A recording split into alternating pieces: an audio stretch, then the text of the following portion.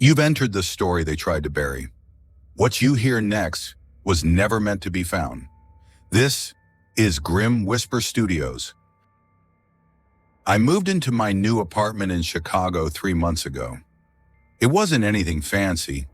A tiny one-bedroom on the 6th floor, old wooden floors that creaked when you walked, windows that barely closed right. But the rent was cheap and the view wasn't half bad. The first night I moved in, I noticed something strange. Across the hall in apartment 6B, the door was slightly open, just a crack. I could have sworn I saw someone watching me, but when I turned fully to look, the door closed, slow and silent. I told myself it was nothing. New place, new sounds, new neighbors. The next day I met Mr. Harris, the building manager, a heavy-set man with a thick beard and a warm, if tired, smile. When I casually asked about the neighbor in 6B, his face changed. The smile faded. His voice dropped. 6B's been empty for years, he said. No one's lived there since before my time. I laughed it off. Figured he was just trying to mess with the new guy. But that night, I heard it. Soft knocks, coming from inside my closet. 3 slow taps, then silence. I didn't sleep much that night. Every time I closed my eyes, I thought I heard something moving inside the apartment. A soft shuffling, almost like bare feet dragging across the floor. But when I turned on the lights, nothing. Empty room, silent hallway. The next morning I found something strange outside my door. A small crumpled piece of paper. When I opened it, 4 words were scribbled in messy handwriting. Don't trust the mirror. I laughed it off, tossed it in the trash, and went on with my day. But when I came back that evening, I found it again. Same paper, same message. Only this time, it was tucked under my pillow. I started keeping my bedroom door locked at night. I started leaving lights on in every room. Still, every night, the knocking would start. 3 knocks. Always 3. Always coming from the closet. One night I got fed up. I grabbed a flashlight and threw the closet door open. Nothing. Just coats, old boxes, and dust. But when I turned off the flashlight and stepped back, I swear I heard breathing. Deep, slow breathing coming from the darkness inside. I didn't sleep at all that night. The next morning I decided to talk to some of the other tenants. Most of them didn't answer their doors. Some cracked the door just an inch and shook their heads. No one wanted to talk about apartment 6B except Mrs. Ellison, an old woman on the 5th floor. She pulled me inside her apartment and locked the door behind us. Then in a whisper, she told me about the woman. She was beautiful, she said, wringing her hands nervously. Young, dark hair, always wore a red sweater, lived alone. Nobody knew much about her. Until the night they heard the screaming, I asked her what happened. Mrs. Ellison looked at the floor, as if remembering something painful. They found her body in the closet, she said. Claw marks, deep claw marks, all along the walls. I felt my stomach drop. She grabbed my hand tightly. Don't look into the mirror, she whispered. That's where she waits. That night, I covered every mirror in my apartment. Bathroom mirror, bedroom mirror, even the tiny one on my phone. I taped towels, shirts, anything I could, over them. I wasn't taking any chances. At around 2:13 a.m., I woke up to the sound of scratching. It wasn't the closet this time. It was coming from the bathroom. I grabbed my flashlight, heart hammering in my chest, and crept toward the sound. The door was slightly open. Inside, the towel I'd taped over the mirror was gone. As I shined my light inside, my reflection stared back at me. Only, it wasn't exactly me. It was grinning. A wide, unnatural grin that stretched too far across the face. And then, it moved. Not me. Not the light. Just the reflection. I slammed the bathroom door shut and stumbled back into my room. I wanted to run. I wanted to leave. But when I tried to open my front door, it wouldn't budge. It was like something was pressing against it from the outside. Heavy, unmovable, and then I heard it, a soft voice whispering through the keyhole. "Let me in." I backed away from the door, heart pounding so hard it hurt. I ran to my phone to call the police, but the screen was black, not off, not broken. It showed my own face, staring back at me, smiling. The phone slipped from my hands and shattered on the floor. That's when the lights went out. All of them. Complete darkness. I stumbled backward until I hit the wall, trying to catch my breath. That's when I saw her, a figure, standing in the darkness near the closet.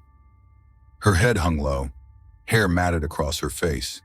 That same red sweater, torn and soaked with something dark. She raised her head slowly. No eyes, just hollow, empty sockets, staring right through me. And then she opened her mouth, but no sound came out. Instead, the closet door behind her creaked open wider and wider until I could see nothing but blackness inside. Something was moving in there. Something much bigger, much darker than her. I turned and ran to the window, desperate to get out. 6 floors up, but at that moment I didn't care. I would have jumped if it meant escaping whatever was coming for me. But when I looked out the window, it wasn't the street I saw. It was my apartment, from outside, like I was trapped inside a photograph, stuck in the same moment, over and over. I could see myself standing there, looking terrified, and behind me, the woman in red, reaching out. I whipped around, but she wasn't there, only the mirror. I don't remember moving toward it. I don't remember touching it. But somehow I found myself standing inches away, staring into the glass. My reflection smiled. Not me. The thing pretending to be me. It raised its hand and beckoned. I screamed and stumbled back, smashing into the coffee table. Pain shot up my leg, but I barely noticed. From the corner of my eye, I saw something slipping out of the mirror. A black tar-like hand, stretching, reaching, pulling itself into my world. I crawled backward toward the door, kicking and scrambling. The knocking started again. 3 knocks. But this time, it wasn't from the closet. It was from inside the walls. I could hear her voice, whispering from every direction. "Stay with me, forever." I don't know how I got out. Maybe I blacked out. Maybe she let me go. The next thing I remember, I was lying in the hallway outside my apartment. The sun was coming up. The door to 6B was wide open. Inside, there was nothing. No furniture, no carpet. Just an empty, dusty shell of a room, except for the mirror. One mirror, cracked, dirty, and reflecting something that wasn't there. I moved out that same day. I never went back. But sometimes, late at night, when everything is quiet, I still hear the knocking, 3 slow taps, coming from inside my closet. I met Darren the first week of college. We were both assigned to room 218, 2nd floor, East Hall, Newton University. He was quiet, kept to himself, but we got along fine. Same taste in music, same love for horror movies, same hate for 8 a.m. classes. First month went by without anything weird, but then he started locking the closet every night. I asked him about it once. He just laughed. "Don't worry, man," he said. "Just some old habit." But that's not what got me. What got me was that he started talking to it. One night I woke up around 3 a.m. He was sitting on the floor, back against the closet, whispering. I thought maybe he was sleep-talking or drunk, but it kept happening every night, same time, same spot, always whispering into the keyhole. I started sleeping with earbuds in, but one night I forgot, and I heard it. He wasn't whispering to the closet. He was whispering with it. There was a second voice. Low, guttural, wrong. One afternoon, I came back early from class. Darren wasn't there, but the closet was open. Not just unlocked, wide open. And inside, there was nothing. No clothes, no shoes, no shelf, just blackness. Like staring into the back of a cave. I reached in with my phone light. The beam didn't even reflect back. It just disappeared. And then I heard my name. Software whispered from inside the closet. I slammed the door and locked it. Darren came back 2 hours later. He saw the closet locked and lost it. "Why did you touch it?" he screamed. I told him I heard something. He grabbed me by the shirt. "You never listened to it back." That night he slept with his back to the door, arms around the closet like he was protecting it. A week later, Darren disappeared. No note, no text, no call, just gone. Campus security searched the dorm. Nothing. His books were still on the desk, his shoes by the bed, his phone on the charger. Only one thing was missing, the closet key. I told the RA he had mentioned someone stalking him, that he wasn't acting normal. She shrugged. College stress, midterms. It happens. But I knew something was wrong. I tried sleeping in my friend's dorm for a few days, but I had to come back eventually. When I did, the closet was unlocked again, and inside, his hoodie, the one he wore the day he vanished. I reached in slowly, but something grabbed my wrist. Cold, bony, too strong to be human. I screamed and yanked myself out. There was a handprint on my skin, black, smudged, like ash or rot. I tried to tell the dean, the campus counselor, even the police. No one believed me. They said maybe Darren dropped out. Maybe he just ran off. But I know what I saw, and I know what I felt. The closet wasn't just a closet anymore. Something else was living there now. Something that looked like Darren. It started small. The mirror in the hallway showed two figures leaving the room, even when I was alone. The sink would turn on by itself, but only when I was brushing my teeth, and sometimes I'd hear his voice behind me, whispering, "I'm not gone. I'm just deeper now." Last week, I recorded myself sleeping, just to prove I wasn't crazy. I let the camera roll all night. In the morning, I played it back.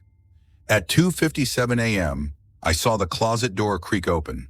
A hand, long, pale, with fingers too many to count, reached out. It didn't touch me, it waved, then slowly slid back into the dark. But here's the thing, I wasn't on the bed, not for that whole hour. The sheets were rumpled, pillow depressed, but no me. And then, at 3:59, I appear, like I just faded back in, sitting upright, smiling at the camera. I don't know who I am anymore. Sometimes I see reflections that don't match me. Sometimes I blink and I'm on the other side of the room. Sometimes I wake up in the closet, the door open, the whispers louder than ever. And every time I look inside, it looks a little more like home.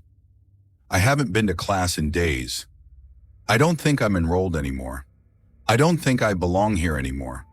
But I keep the closet locked now, because whatever's in there wants out, and I'm not sure which of us is real. If you made it this far, you heard what they wanted buried. Subscribe before it finds you next.